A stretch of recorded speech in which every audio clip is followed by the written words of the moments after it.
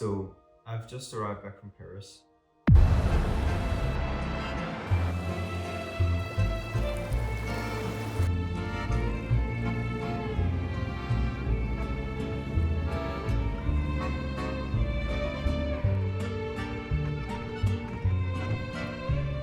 Everybody loved it. It was a huge success. Everybody was looking at it. Everybody was filming it. Everybody was talking about it.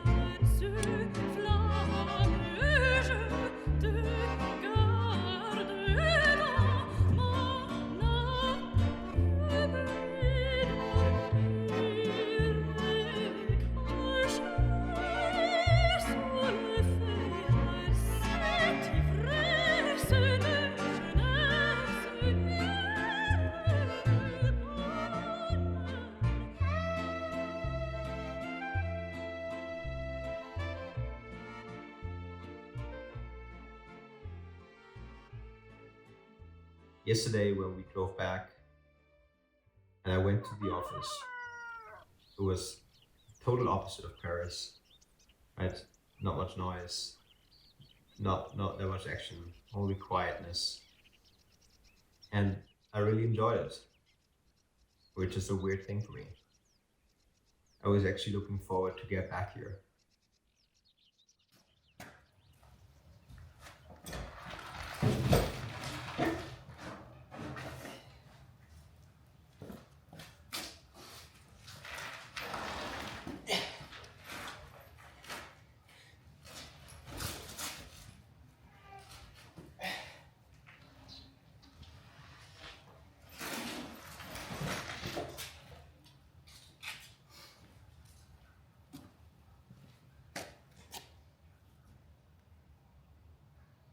The device is so heavy that I can't lift it into the container, which means that I now have to empty it in front of the container and then shovel the shit in there.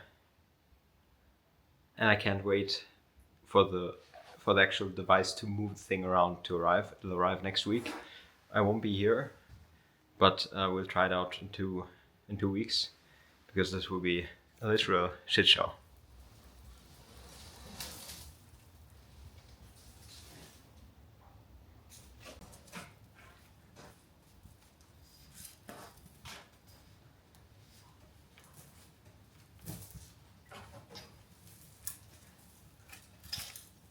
I just want to start off by reflecting on what has been happening these past few weeks and months.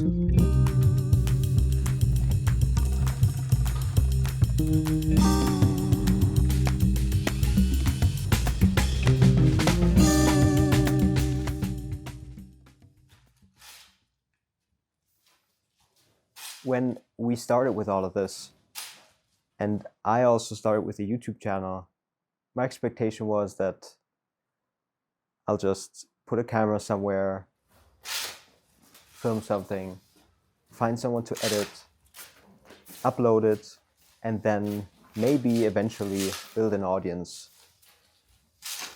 Like, so much has changed already. From finding someone to edit the videos, I thought that this is a skill that I'll easily find someone, but it was much harder to find someone that really speaks my language.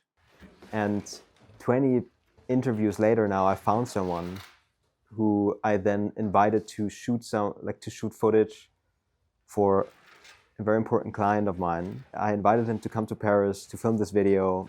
He flew in from Tenerife and created the 2 most amazing videos.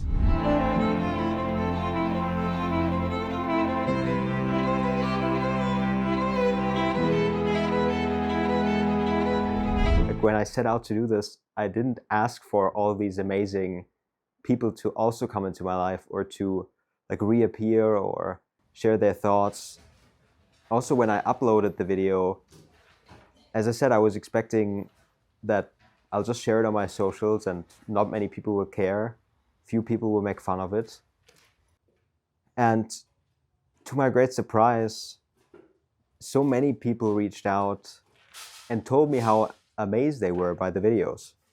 And I didn't expect that at all. And at that point, I also realized there might be a community of us, right? Of these people that are working in front of a computer every day and that might want to get out sometimes and just do things that we're completely not used to.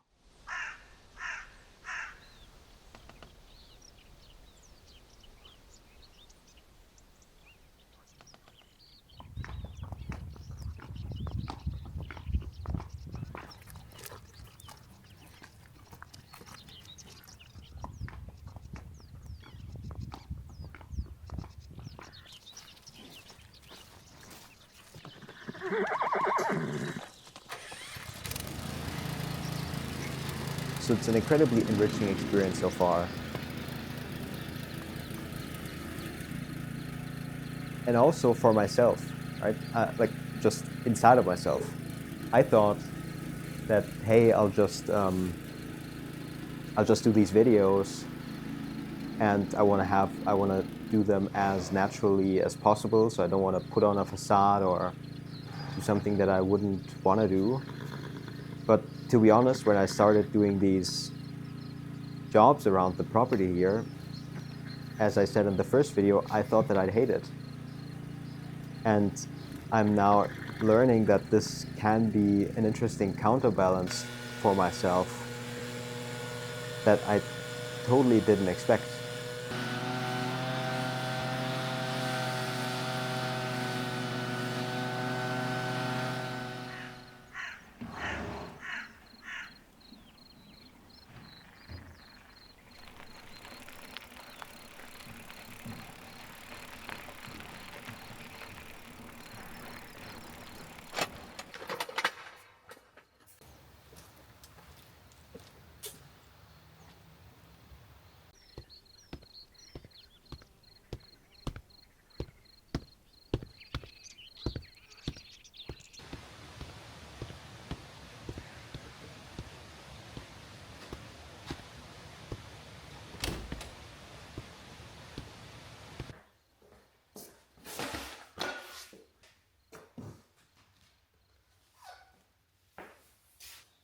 So while I'm working on these bookshelves, I am thinking about a project that I really want to work on, but that I can't work on right now, which is the tower.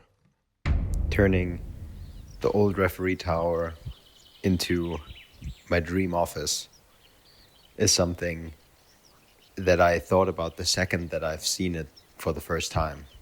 And I could immediately see all the different design elements that are interesting about it. The view, the way the wood is aged, the way that there's a staircase with enough space so that you can put a nice chair out there.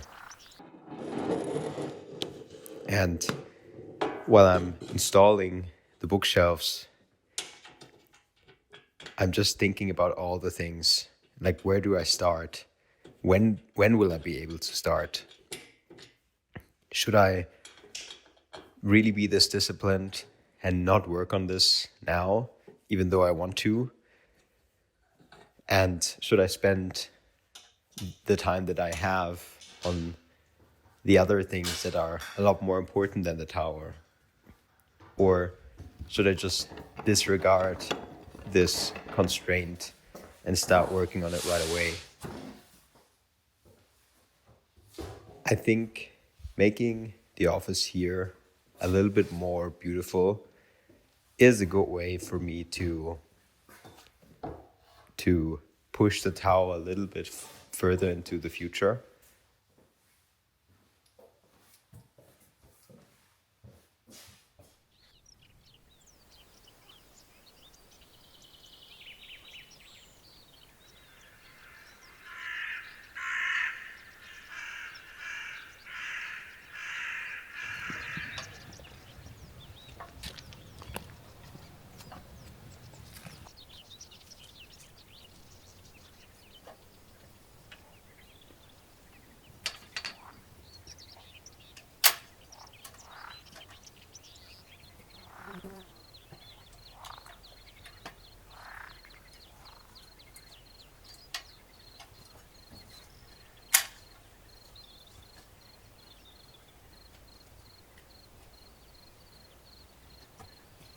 I thought I'll provide a little bit of context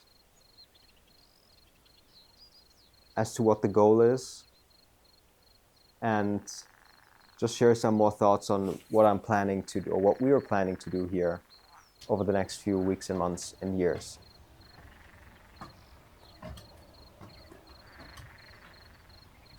So the overall goal is that my wife, our horses, and myself, like we as a family, have a base that we really feel good in, right? A base that, a place in this world that we call home,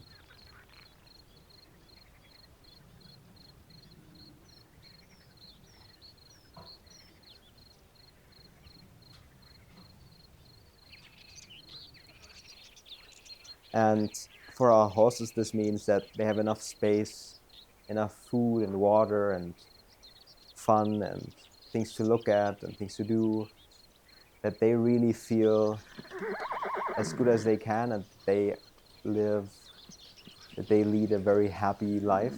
And for my wife, that means to have this be the foundation of her career as someone who treats and trains horses, and to really build up her therapy practice and establish herself in that space, because I think it has been clear for years now that this is something that she really has to go all in on, and this place should be the foundation for that.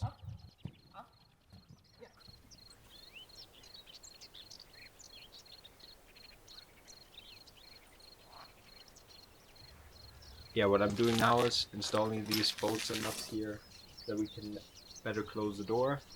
And if I have time later on, I want to, or if I can make the time, I want to sit at the tower later and read the newspaper, because I think the weather is beautiful.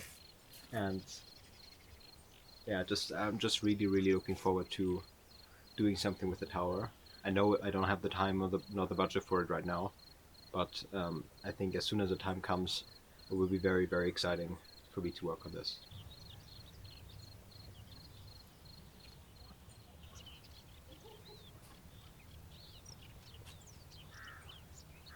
As I said before, I'm increasingly learning that this might also be an important location for me, right? To learn to connect more with myself, with nature, with the animals.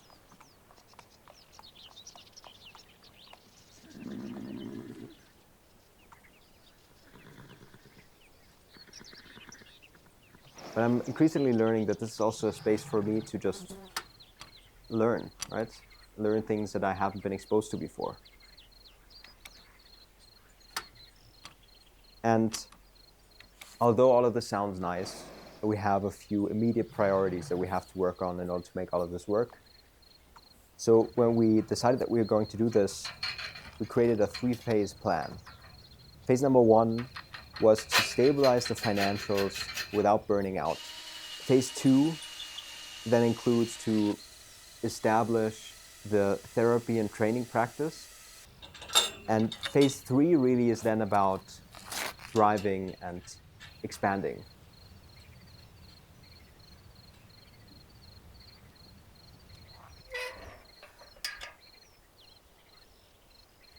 This whole facility costs us about 12,000 euros a month. This includes all, like the lease, this includes insurance, this includes regular hay deliveries, this includes someone to get the container regularly with all the waste that we have. And we have about 7,000 of it covered, which is a little bit more than 50%, which is great. There's still a lot that we have to pay for, but overall, it's an important step to finish this first phase. And now we really can start with phase 2, which is building up the practice, building up therapy and training practice, announcing to the world that we're taking care of horses, that we're training them.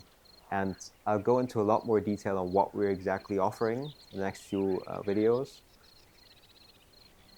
And in these videos, I want to create a theme out of these updates, right? To share how we're progressing, how much do we still have to pay for all of it ourselves, how much revenue are we making, just to really take you along for the ride, as I think it's interesting to just see and get a sense for what is involved to do something like this, and also see the struggle and see all the positive and maybe negative things about this. So that's it. That's the stable update for this video. Thank you very much for sticking around, for watching this, for listening to me. I feel stupid saying this, but if you want to support this, make sure to watch the video, like the video, comment, share your thoughts on this, share some feedback. I don't know, tell me what you're thinking about this. Tell me what you're thinking while you're watching the video. And of course, subscribe if you want to. We're close to 50, I think. We're almost at 50 subscribers. I think we're 49. So feel free to be the 50th. And yeah, can't wait for this video to go live.